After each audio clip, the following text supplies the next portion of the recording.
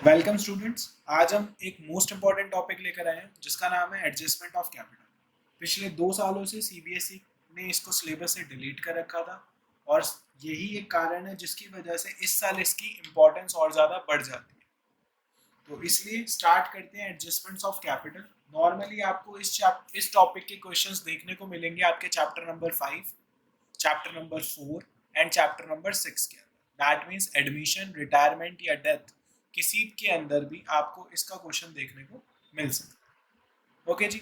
अगर हम बच्चे यहाँ पर बात करें एडजस्टमेंट्स ऑफ कैपिटल की, तो एडजस्टमेंट्स ऑफ कैपिटल का क्वेश्चन पहचानना ही अपने आप में एक बहुत बड़ा टास्क है।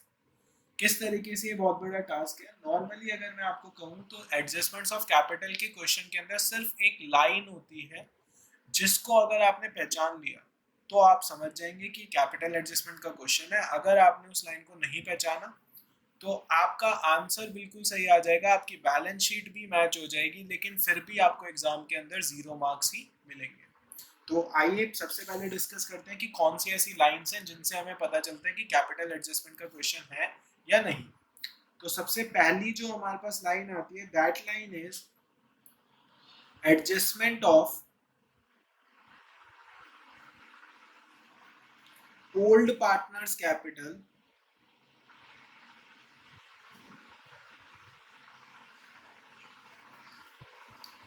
on the basis of new or incoming partner।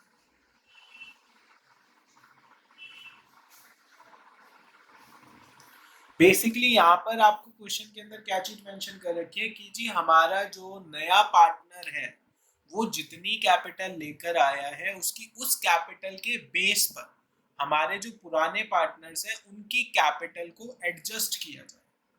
That means पुराने पार्टनर्स की कैपिटल में नए पार्टनर की कैपिटल के अकॉर्डिंग कुछ चेंज आने वाला है। ओके जी। तो अगर आपको कहीं पर ये लाइन मिलती है आपके क्वेश्चन के अंदर तो आपको समझ जाना है कि जी ये कैपिटल एडजस्टमेंट का क्वेश्चन। सेकेंड चीज क्या होती है कि कई बार हमारा जो क्वेश्चन होता है वो हमें नया पार्टनर आ रहा है ये इंफॉर्मेशन देता है, नया पार्टनर कितने शेयर के लिए आ रहा है ये इंफॉर्मेशन देता है, नया पार्टनर कितनी गुडविल लेकर के आ रहा है ये भी इंफॉर्मेशन देता है, लेकिन नया पार्टनर कितनी कैपिटल लेकर के आ रहा है वो अमाउंट नहीं देता। एंड क्वेश्चन क्या मेंशन करता है कि new partner will bring appropriate capital. अब आप वहां पर फंस जाएंगे क्योंकि जब तक आपको उसकी कैपिटल के बारे में नहीं पता होगा तब तक आप आगे कैसे बढ़ सकते हैं। तो ये एप्रोप्रिएट कैपिटल आपको फाइंड आउट करनी पड़ती है और अगेन वो किस चीज का क्वेश्चन है? Capital adjustment. तो हमें क्या दिया होता है? कैलकुलेटिंग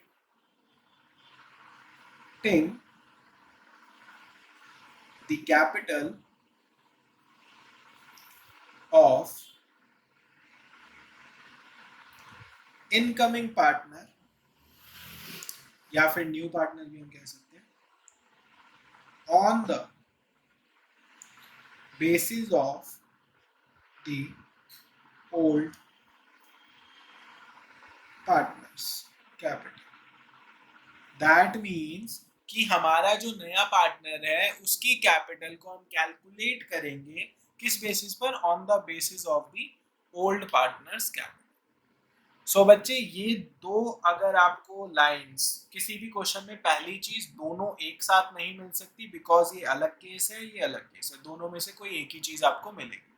सेकेंड थिंग, इस वाले केस के अंदर आपको न्यू पार्टनर की कैपिटल मिसिंग होती है तो आप डायरेक्टली पहचान सकते हैं।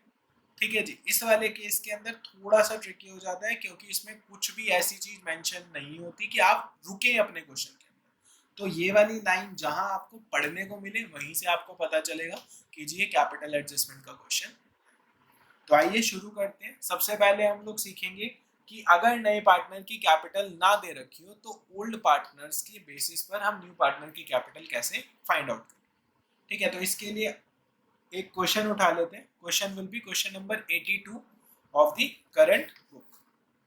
दैट मीन्स हम लोग 2023 के अंदर जो हमारी टीएस ग्रेवाल बुक है उसका क्वेश्चन नंबर 83 कर रहे हैं। मैं आप लोगों के लिए क्वेश्चन की एक पीडीएफ भी नीचे लिंक में प्लेस कर दूंगा ताकि आप लोगों को कोई दिक्कत ना हो क्वेश्चन फाइंड आउट। तो चलिए फिर बात कर लेते हैं। क्वेश्चन जो है हमारा वो है, Raman and Rohit were partners in a firm sharing profit and losses in the ratio of 2:1। Normally question ने कहा है कि रमन और रोहित पार्टनर्स हैं, उनकी रेशो दे रखी है 2:1 और 31 मार्च 2018 को उनकी बैलेंस शीट दे रखी है। बैलेंस शीट के अंदर हमें कोई खास इन्फॉर्मेशन नहीं है। पार्टनर्स की कैपिटल है, वर्कमैन कंपनसेशन है, क्रेडिटर्स है, एसेट साइड में plant and machinery, furniture, stock, debtors, provision, bank balance. उसके बाद अगर हम नीचे आए तो नीचे जो हमारा क्वेश्चन है वो हमें ये मेंशन करता है कि जी ऑन दी अबव डेट सलोनी को पार्टनरशिप में एंटर करा गया जिसके लिए रमन ने 2/5 ऑफ हिज शेयर सरेंडर करा। दैट मींस रमन ने अपने शेयर का 2/5 पोर्शन सरेंडर करा और रोहित ने अपने शेयर का 1/5 पोर्शन सरेंडर किया है। ठीक है जी। उसके बाद कुछ एडजस्टमेंट दे रखे हैं जो कि हमारे रिवैल्यूएशन के अंदर काम आएंगी।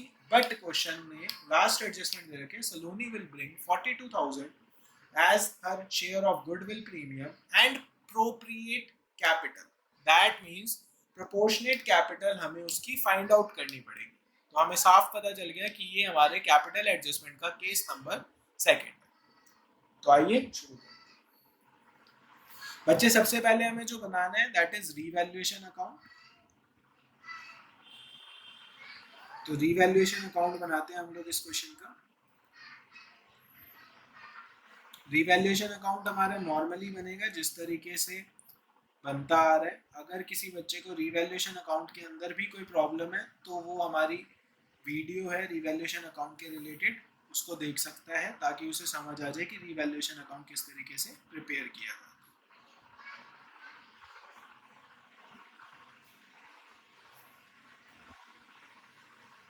Normally particulars amount.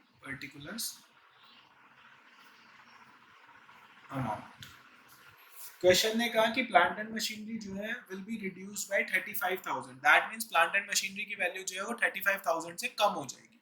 अगर किसी भी एसेट की वैल्यू कम हो रही है तो वो हमारे लिए नुकसान वाली बात है या लॉस वाली बात है। तो इन दैट केस हम उसे लिखते हैं डेबिट साइड। दैट मींस हम यहाँ पर लिख देंगे to plant and machinery.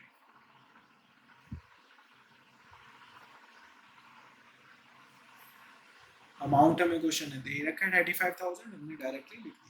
Furniture and fixtures की जो वैल्यू है वो रिड्यूस्ड होकर के 58,500 हो गई है। रिड्यूस्ड हुई है, अगेन एसेट की वैल्यू रिड्यूस्ड हुई है तो हम लोग यहाँ पर लिख देते हैं फर्नीचर एंड फिक्सचर। लेकिन अब हमें ना जो वैल्यू दे रखी है वो रिड्यूस्ड होने के बाद की दे रखी है, ये नहीं कहा कि कितने से रिड्यूस हुई है, तो वो हमें निकालनी पड़ेगी। बैलेंस शीट में 65,000 के फर्नीचर एंड फिक्चर्स थे, अब हो गए हैं 58,500 के। तो वैल्यू कितने से रिड्यूस्ड हुई है? 6,500 से। आगे बढ़े तो provision for doubtful debts will be increased by 3,000। अगर आप अपने प्रोविजन को इंक्रीज कर रहे हो तो कहीं ना कहीं आपके लिए वो नुकसान वाली बात है। तो अगेन ये भी डेबिट साइड आ जाएगा। To provision for doubtful debts value will be 3,000। इसके बाद उन्होंने कहा कि एक क्लेम है 16,000 रुपए का वर्कमैन कंपनसेशन के लिए जो हमारे बिजनेस ने एडमिट कर लिया है। अगर आपको वर्कमैन कंपनसेशन क्लेम दिया होता है तो वर्कमैन कंपनसेशन क्लेम में हमारे कुछ केसेस लगते हैं और यहाँ पर हम बात करें तो ऑलरेडी हमारे पास वर्कमैन कंपनसेशन फंड अवेलेबल है जिसकी वैल्यू क्लेम से ज़्यादा है। तो दैट मीन्स सिर्फ और सिर्फ ये जो वर्कमैन कंपनसेशन क्लेम है ये हम कहाँ पर लिख देंगे, ये वर्कमैन कंपनसेशन क्लेम हम अपनी बैलेंस शीट में लिख देंगे और रिजर्व से इतना अमाउंट माइनस कर दिया जाए। इसके बाद हमारे पास एक लाइबिलिटी है 2,500 की क्रेडिटर्स में जो कि अब अराइज नहीं होगी। दैट मीन्स हमें बेनिफिट हो गया, अगर फायदा हो गया तो हम उसको यहाँ पर लिख देंगे बाय क्रेडिटर्स 2,500। इसके बाद अगर हम बात करें तो सलोनी कितना गुडविल का शेयर लाई उसका रिवैल्यूएशन अकाउंट से कोई मैटर नहीं होता, तो हम अपने इस रिवैल्यूएशन अकाउंट को क्लोज कर देंगे।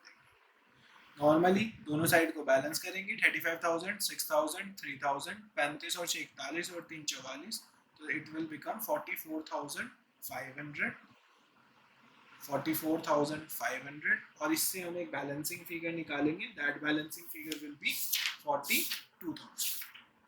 अगर हम यहाँ पर बात करें बैलेंसिंग फिगर की तो 42,000 हमारी बैलेंसिंग फिगर आ रही है जिसको हम बांट देंगे किसके अंदर, जिसको हम बांट देंगे हमारे पार्टनर्स के बीच में। और कौन से पार्टनर्स के बीच में बांटा जाता है इसको? ओल्ड पार्टनर्स के बीच में। तो हम यहाँ पर बैलेंसिंग फिगर अपनी लिख देते हैं और इधर लिखेंगे bye partners capital account bracket में लॉस। पार्टनर्स के नाम थे हमारे रमन कैपिटल, रोहित कैपिटल। 42,000 को हम बांट देंगे 2:1 में। 42/3 दैट इज 14,000 और अगर हम निकालने वैल्यू तो 28,000 एंड 14,000। सो हमारा रिवैल्यूएशन अकाउंट यहाँ पर खत्म होता है। अब हम बनाएंगे हमारा पार्टनर्स कैपिटल अकाउंट। नॉर्मली जैसे हम पार्टनर्स कैपिटल अकाउंट आज तक बनाते आए हैं सेम उसी तरीके से हम अपना पार्टनर्स कैपिटल अकाउंट बनाएंगे। इसमें कुछ भी चेंज नहीं है, बस एट दी एंड जाकर के जहां पर बच्चे आप लोग बैलेंस सीडी निकालते थे वहां पर जाकर के आपको रुक जाना है और कैपिटल एडजस्टमेंट का काम वहां से शुरू होगा। तो अगर हम करें तो नॉर्मली पर्टिकुलर्स रमन, रोहित, सलोनी, पर्टिकुलर्स रमन, रोहित, सलोनी। ओके जी। अगर हम बात करें बेटा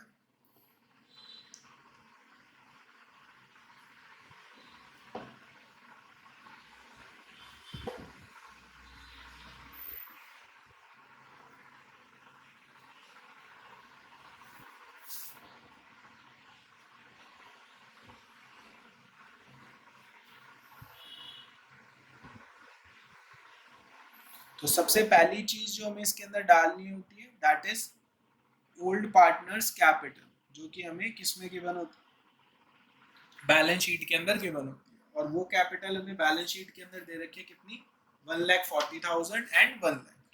तो हम रमन के अंदर रमन की कैपिटल दैट इज 1,40,000, रोहित के अंदर रोहित की capital that is 1 lakh place कर देंगे। सलोनी की कोई ओपनिंग कैपिटल नहीं थी पिछले साल की तो उसके अंदर डैश हो। इसके बाद नेक्स्ट थिंग, बैलेंस शीट के अंदर आप लोग चेक करते हैं कोई भी रिजर्व्स वगैरह है या नहीं है। तो हमें साफ साफ दिख रहा था कि वर्कमैन कंपनसेशन फंड है, लेकिन अभी अभी जस्ट हमने ऊपर वर्कमैन कंपनसेशन फंड में से 16,000 रुपीज क्लेम के लिए हटा दिए, डिडक्ट कर दिए।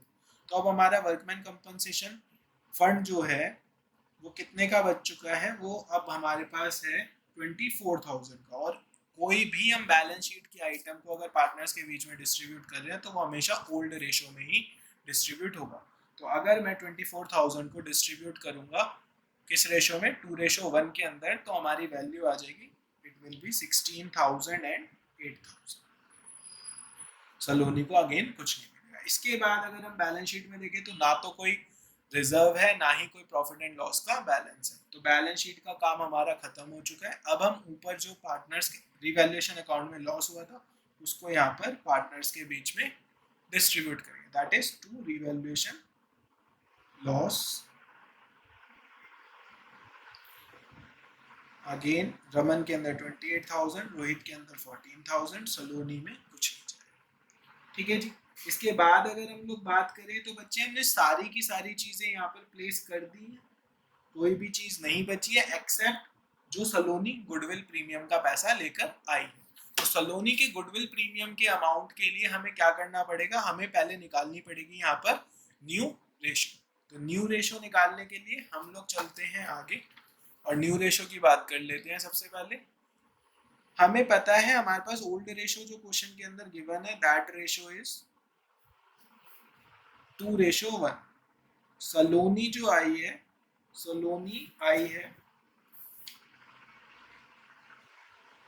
1/5 शेयर के, और इस चीज के लिए क्वेश्चन ने कहा है रमन ने सरेंडर करा है। तो हम रमन का सरेंडर निकाल लेते हैं। जो सरेंडर की वैल्यू निकल कर आती है वही आपकी सैक्रिफाइसिंग रेशो भी होती है, तो हमें फायदा हो जाए। और यहाँ पर हम निकाल लेंगे रोहित सरेंडर। अगर हम रमन के सरेंडर की बात करें तो ये क्वेश्चन ने कहा कि रमन ने अपने शेयर का, उसका शेयर कितना था 2/3, उसका 2/5 सरेंडर कर दिया। तो इट विल बिकम 4/15। रोहित ने अपने शेयर का जो कि कितना था 1/3 उसका 1/5 सरेंडर कर दिया जो कि कितना आएगा 1/15। तो अगर मैं सैक्रिफाइसिंग रेशो की बात करूं तो सैक्रिफाइसिंग रेशो हमारी कितनी आ गई है, it will be 4:1।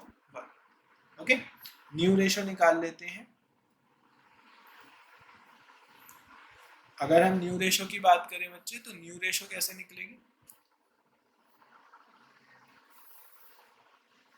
New ratio निकालने के लिए हम लोग क्या करेंगे, सीधा सीधा सा यहाँ पर लिखेंगे रमन, रोहित, सलो। रमन का शेयर कितना था ओल्ड 2/3, रोहित का ओल्ड शेयर कितना था 1/3। रमन ने इस शेयर में से 4/15 सेक्रीफाइस कर दिया, रोहित ने 1/15 सेक्रीफाइस कर दिया। जितना इन्होंने शेयर सेक्रीफाइस करा होगा वही तो सलोनी को मिलेगा। तो सलोनी का शेयर कैसे निकल जाएगा 4/15 प्लस 1/15। यहाँ पर निकाल लेते हैं, 15 आ गया एलसीएम तो 10 - 4, 15 आ गया एलसीएम तो ये हो गया हमारा 5 - 1। यहाँ पर 15 एलसीएम तो ये आ जाएगा 5/15, 6/15, 4/15, 5/15, and the new ratio will be 6:4:5। Okay जी, न्यू रेशो हमारे सामने आ चुकी है, सैक्रिफाइसिंग रेशो हमारे सामने आ चुकी है। अगर ये दोनों चीजें हमारे सामने आ चुकी हैं तो इन दैट केस हमें ये पता है कि अब मेरे को प्रीमियम फॉर गुडविल पार्टनर्स के बीच में जो बांटना है वो प्रीमियम फॉर गुडविल मेरा कितना आ जाएगा, that premium for goodwill will be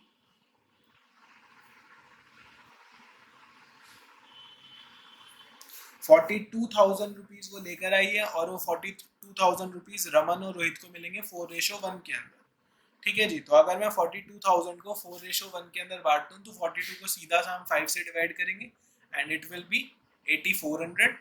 अगर हमारी वैल्यू 8400 आती है उसको नॉर्मली हम यहाँ पर लिख सकते हैं 1 के लिए, और अगर हम इसको 4 से मल्टीप्लाई करते हैं तो इट विल बी 33,600। मैंने क्या करा, 8 4 जा 32 और 4 4 जा 16 तो 33,600। बस दैट्स इट। अभी तक जो कुछ मैंने करा है एक नॉर्मल क्वेश्चन में आप लोग भी यही करते, लेकिन इसके बाद आप लोग क्या कर देते, जो इस पार्टनर नए पार्टनर की कैपिटल दी होती आप यहाँ पर लिख देते और फिर यहाँ बैलेंस शीट निकाल देते। लेकिन नए पार्टनर की कैपिटल हम सर निकाले कहाँ से, दे ही नहीं रखी। तो नए पार्टनर की कैपिटल किस बेस पर निकाली जाएगी, ओल्ड पार्टनर्स की कैपिटल के बेस पर निकाली जाएगी। तो इन दैट केस आपको क्या करना होता है, अब जो मैं आपको बताने जा रहा हूँ ये आपका वर्किंग नोट है, लेकिन आपको समझाने के लिए मैं इसको यहीं पर सॉल्व कर रहा हूँ। आप लोग इसको यहाँ पर सॉल्व नहीं कर सकते, रीजन भी क्योंकि आपको यहाँ पर बैलेंस शीट बनानी है। अकाउंटेंसी के अंदर एक चीज का आपको ध्यान रखना है कि आप जब अपना क्वेश्चन कर रहे हैं तो वो क्वेश्चन पूरा कंप्लीट हो, उसके बाद वर्किंग नोट होना चाहिए, उससे पहले वर्किंग नोट होना चाहिए। ऐसा नहीं revaluation account working note, partners capital working note, balance sheet working note, ऐसा नहीं। तीनों अकाउंट एक साथ होंगे, वर्किंग नोट एक साथ होंगे, बीच बीच में नहीं करना। लेकिन आपको सिर्फ समझाने के लिए मैं यहाँ पर इस वक्त इसको करूँगा। हम क्या करेंगे, दोनों पार्टनर्स की जो भी वैल्यूज आई हैं उन सबको ऐड करेंगे और एक एडजस्टेड कैपिटल निकालेंगे। तो अगर हम एडजस्टेड कैपिटल यहाँ पर निकालने की कोशिश करें तो इट्स लाइक 1,40,000 प्लस 16,000 प्लस 33,600। तो 140 प्लस 16 156 प्लस 33 दैट इज 189,600। तो ये आ चुकी है 1,89,600।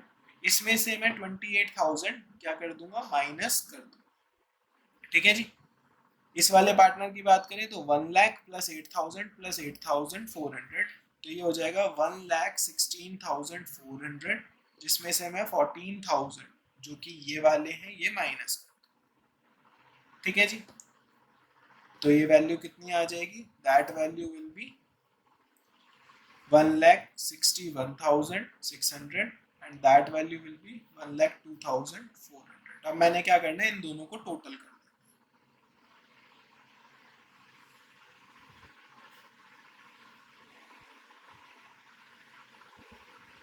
It will become 2,64,000। तो ये जो आई है ये आपकी एडजस्टेड कैपिटल है, that is adjusted capital of Raman and Rohit. ये रमन और रोहित की एडजस्टेड कैपिटल, ठीक है जी। अब आपको एक फॉर्मूला लगाना है and that formula will be total capital of the firm.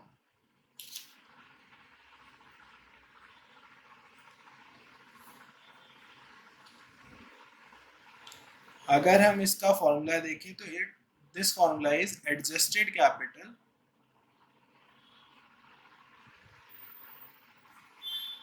Of old partners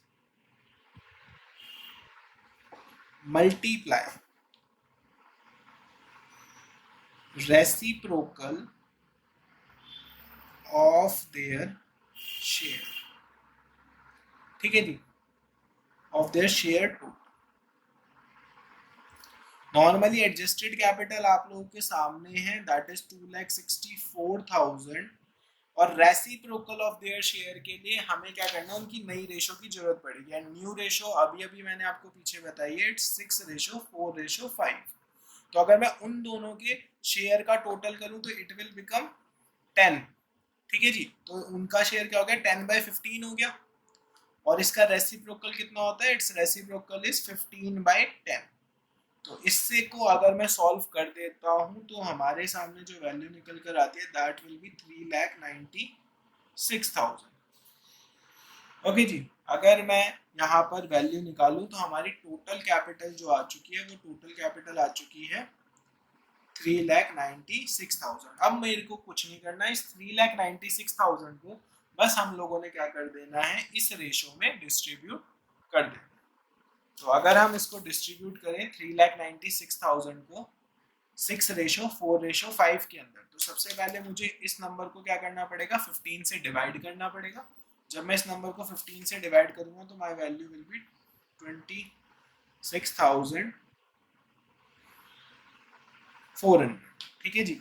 इसको अगर मैं 6 से मल्टीप्लाई करता हूँ तो मेरी वैल्यू आ जाएगी किसकी, रमन की। 4 से करता हूँ रोहित की, 5 से करता हूँ सलोनी की। तो बच्चे ये जो आपकी कैपिटल निकल कर आएगी, that capital is closing capital of the partners. That means अगर आप लोगों को याद हो तो आज से पहले, आज तक आप जो करते आए थे उसके अंदर आप बैलेंस सीडी हमेशा एक बैलेंसिंग फिगर से निकालते थे, लेकिन अब की बार हम बैलेंस सीडी किस चीज से निकाल रहे हैं, अब की बार हम बैलेंस सीडी निकाल रहे हैं कैपिटल एडजस्टमेंट के थ्रू, ठीक है जी। तो 26,400 को 5 से मल्टीप्लाई करते हैं, इट विल बिकम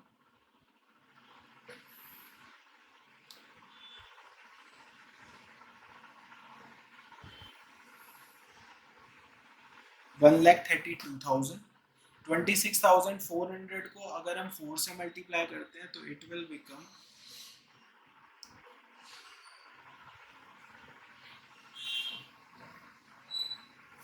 1,56,000। अगर हम इसको 6 से मल्टीप्लाई करते हैं तो इट विल बिकम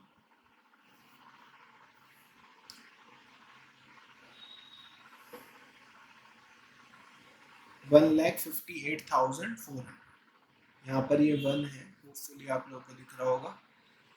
और अभी अभी हमें पता चल चुका है कि जो हमारा नया पार्टनर है दैट इज सलोनी, वो कितना पैसा लेकर आई है अपनी कैपिटल का, 1,32,000। देखिए क्वेश्चन ने, आपने अगर ध्यान से पढ़ा तो क्वेश्चन ने कहा था कि Saloni will bring 42,000 as a share of capital, sorry share of goodwill premium and proportionate capital. That means वो कैपिटल तो लेकर आई थी, लेकिन कितनी लाई थी, क्वेश्चन ने आपको वो फाइंड आउट करने को कहा था, और कैपिटल एडजस्टमेंट के थ्रू हमने उसे फाइंड आउट कर लिया। इसके बाद लास्ट काम आपका जो बच जाता है वो क्या होता है, इन दोनों साइड्स का टोटल करना। ओके जी। तो एज सच हमें दोनों साइड्स का क्या करना पड़ेगा, टोटल करना पड़ेगा। तो जस्ट अभी हमें साफ साफ पता था कि इस साइड का टोटल है 1,89,600, और इन दोनों डिजिट्स को अगर हम प्लस भी कर देते हैं तो भी ये 189 नहीं बनेगा, तो हम सेम वैल्यू यहाँ पर लिख सकते हैं। ओके जी। इसके बाद अगर हम आगे बात करें तो इस साइड का टोटल था 1,16,400, लेकिन हमें साफ साफ पता चल रहा है 1,05,000 है और 14,000 है, तो इस साइड का टोटल बन जाता है 1,19,600। यहाँ पर तो 132 ही आएगा।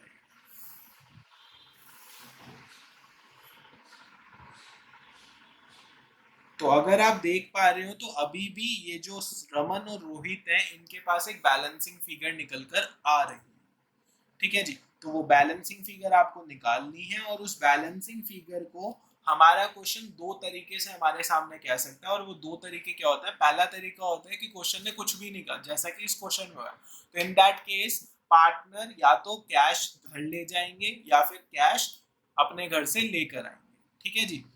सेकेंड केस होता है कि you have to open a current account. अगर क्वेश्चन ने करंट अकाउंट बोला होगा तो जहां पर अभी मैं कैश अकाउंट लिखने वाला हूं वहां पर आप सिर्फ करंट अकाउंट लिख देंगे और कोई चेंज नहीं होता।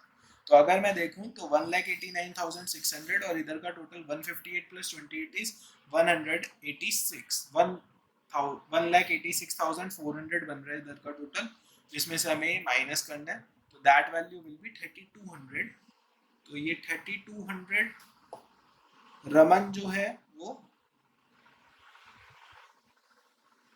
घर लेकर जाएगा। इधर बात करें तो इट विल 1,19,600 और उसमें से अगर 116,400 में माइनस कर देता हूं तो that value will B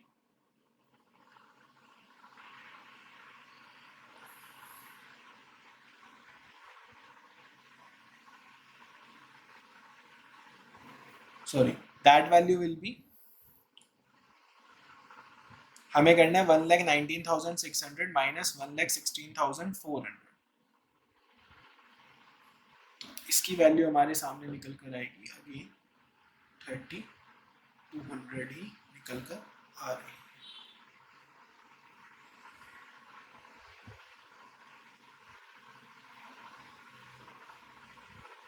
okay जी, हमने दोनों साइड यहाँ पर लिख दी हैं। हमने ऑलरेडी यहाँ बाय कैश अकाउंट लिखा हुआ था तो उसके अंदर ये वैल्यू लिख दी है, ठीक है। दैट्स इट, हमारा पार्टनर्स कैपिटल अकाउंट बिल्कुल खत्म हो चुका है।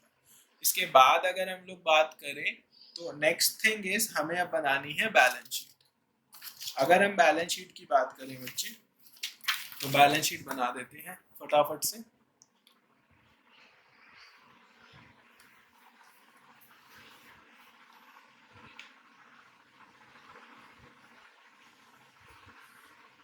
बैलेंस शीट एज ऑन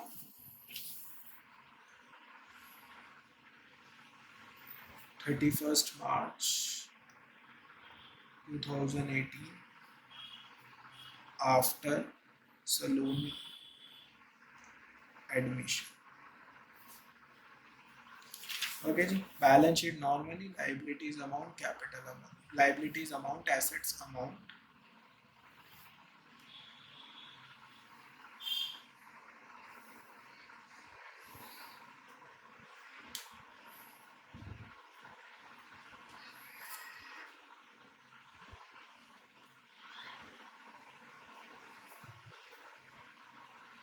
तो सबसे पहली चीज जो इसके अंदर हमें लिखनी होती है दैट इज कैपिटल्स।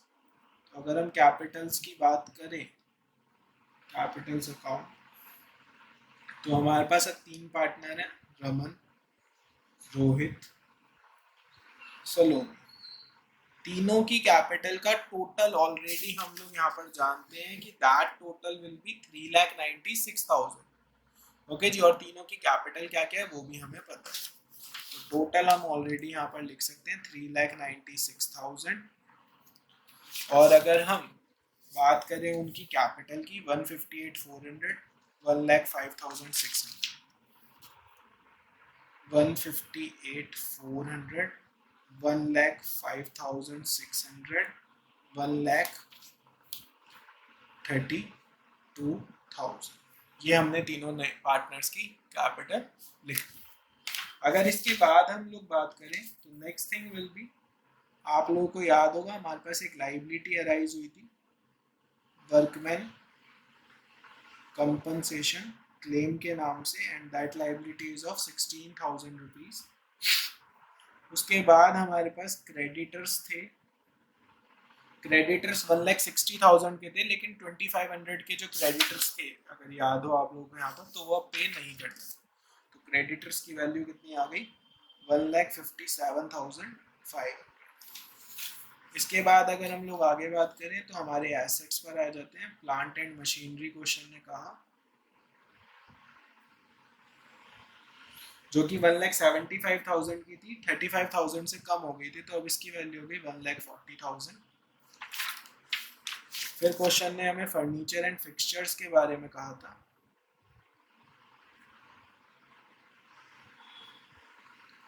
जिसकी न्यू वैल्यू हमें दे रखी थी, दैट इज 58,500। स्टॉक के बारे में बात करें तो क्वेश्चन ने हमें कुछ भी नहीं कहा था स्टॉक के बारे में, तो एज इट इज लिख देते हैं 47,000। डेटर्स की बात करें तो प्रोविजन के लिए क्वेश्चन ने हमें कुछ कहा था, तो 1,10,000 माइनस करेंगे प्रोविजन, और वो 3,000 से इंक्रीज हो गया, तो 7,000 प्लस 3,000 विल बी 10,000 एंड बाहर आ जाएगा 1 lakh. Next is bank balance. बस यहाँ पर आपको थोड़ी सी कैलकुलेशन और करनी होती है। बैंक बैलेंस की अगर हम बात करें तो हमारी computation of bank balance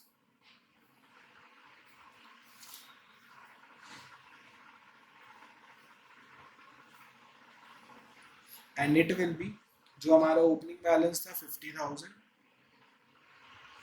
plus 1,32,000 जो है सलोनी कैपिटल के लेकर आई है, 42,000 जो है सलोनी गुडविल प्रीमियम के लेकर आई है। इसके बाद 3,200 रुपीज जो है एक पार्टनर हमारा लेकर आया है और एक पार्टनर 3,200 घर पर ले गया है। ठीक है जी, तो जो लेकर आया था वो प्लस हो जाता है, जो लेकर गया वो माइनस हो जाता है। तो हमारी बैंक बैलेंस की बात करें तो ये तो आपस में कट ही हो गया, 1,32,000 plus 42, 1,74,000 plus 50,000, that will become 2,24,000.